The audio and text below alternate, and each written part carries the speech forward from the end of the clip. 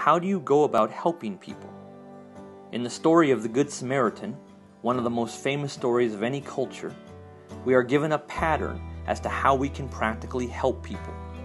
The story is told of a Samaritan who goes about his daily routine but comes across a man who was beaten and on the verge of death, and he helps this man at great risk to his own life. It's the kind of help we want to give to other people. The story provides 5 questions that guide you in your action plan for helping people. Who do you see? What's the problem? How can you help? Who's your innkeeper? When are you returning? The first question is simply, who do you see? We have a tendency to hide from difficult people. Often we avoid strangers and difficult people because we know engaging them will make our life more uncomfortable. But in this story, the Samaritan didn't just see a hurting man. He saw this man as the future hope for his society because he was living in a culture where Samaritans and Jews hated each other. Here was an opportunity not only to help this man, but to change his community. Begin by asking, who do you see? When you ask that question, you gain eyes to discover that hurting person who you may have previously avoided. But now you know that hurting person has been placed in your path for you to help them. The second question is, what's their problem? Where are they broken?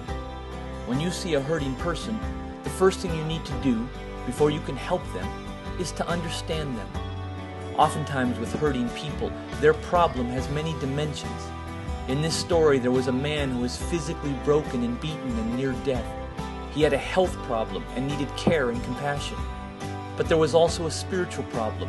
His spiritual leaders, the Levite and the priest, simply walked around him. This man needed a peace with God. And there was a justice problem. What is the larger problem in a community when robbers exist and terrorize people?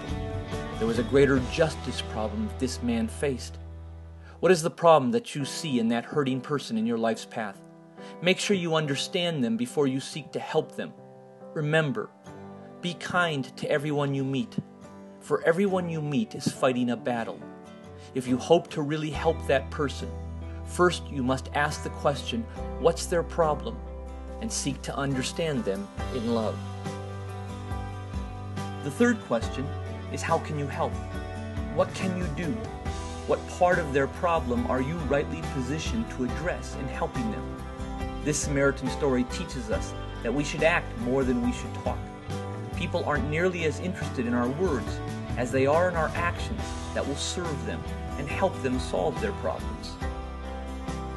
Giving hope is not telling people how they can solve their own problems. Giving hope is through your actions working together with them to solve their problems. People will rarely remember what you said, but they will always remember how they felt when they were around you, by how you served them. When we act, that simple act of service enables God to restore people in ways we could have never imagined. Never marginalize how a small act on your part can have great results for a hurting person. How can you help? The fourth question is a unique one. Who is your innkeeper? This story does not have the Samaritan helping the person all on his own. He invites an innkeeper to help with him. He takes the broken man to the inn. Imagine how that innkeeper felt in seeing his inn and his actions as part of doing good in restoring a man.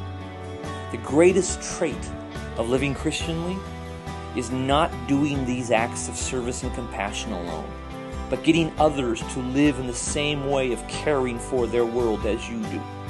We are at our strongest when we are getting help from others.